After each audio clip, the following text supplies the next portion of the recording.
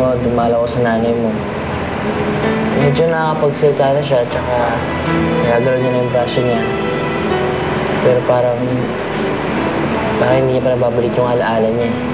Unti-unti. Kailangan mas maging masyada tayo mga nag-aalaga at nagmamahal sa kanya. Kasi sabi ng doktor, magiging mahaba yung gamutan nito. Sa bagay, medyo magastos lang. Buti nga at sinasagot pa rin nila dati yung pagpapagamot kila Inay. Yun ang magagawa niya para makabawi sa inyo. Nakapagpasalamat na kami para doon. Dito na pag-usapan namin tatay yung kaso mo. Yung totoong pumatay sa kapatid mo. Gusto mo, pa-imbestiga ko kay tatay. Kahit walang bayad, okay lang. Sa totoo lang, sabi ni Miss Camilla, pati yung tagapag-alaga dun sa baby may pananagutan. Na pati siya habulo ng batas. Bakit ikaw lang kinasuhan? Tapos nandun pa rin yung yayo ng baby. Parang may pinagtatakpan sila.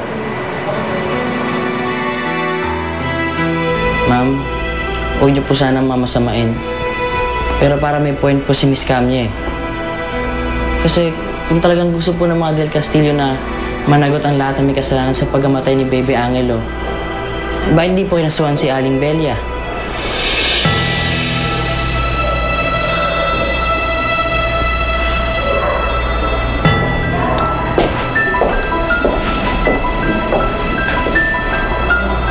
Hello, Kuya.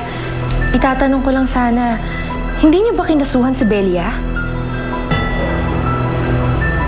May nakapagsabi kasi sa akin na liable siya sa batas. Siya yung nakakatanda na nandoon sa oras na yun at siya yung nag-aalaga sa bata. Kaya siya ang isa sa mga dapat managot.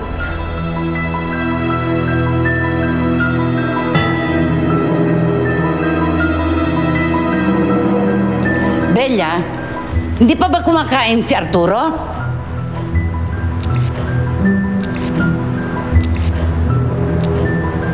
Ma'am, hindi pa rin po. Attorney, what are you doing here? Tinawagan po ako ni Arturo. Pinag-file niya ako ng kaso laban kay Belia. Ako yan na. Bakit ako? This is crazy. Bakit niya ipapadampot si Belia? Teka lang. Sandali, ma'am. Ma'am! Ma'am, hindi niyo Gusto ni Arturo na managot ang lahat ng mga may kinalaman sa pagkamatay na anak nila. Gusto rin niyang managot si Belia for negligence. Ma'am! Ma'am! Hindi niyo po ako dapat ipakulong. Ma'am, wala akong kasalanan. Sa presinto na lang po kayo magpapaliwanag.